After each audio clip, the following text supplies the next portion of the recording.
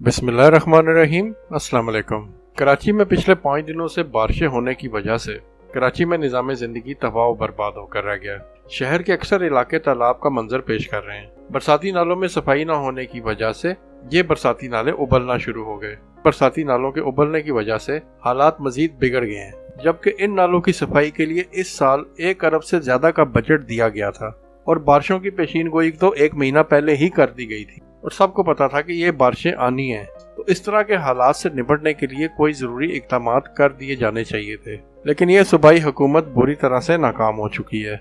और इस गर्मी के मौसम में कराची की बिजली का ये हाल है कि 300 से ज़्यादा के करीब फीडर ट्रिप हो चुके हैं। कई जगहों पर PMTs और सब स्टेशन में पानी दाखिल हो गया है। इसकी वजह से बिजली अब कई घंटों तक बंद रहेगी।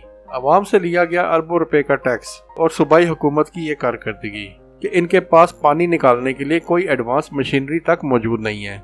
आप अंदाजा करें कि बेलचों से और रेडी के साथ पानी को निकाला जा रहा है और फिर आखिरकार वही होता है, जब सूबाई इंतजामिया इन हालात को देखते हुए बिल्कुल हाथ छोड़ गई तो फिर आखिरकार फौज को मदद के लिए आना पड़ा। और इस वक्त हमारी पाक फौज के फौजी जवान पाकिस्तान चौक, सिंध असेंबली बिल्डिंग और सुप्रीम कोर्ट रजिस्ट्री के बाहर पानी निकालने और दीगर इमदादी कामों में मसरूफ हैं।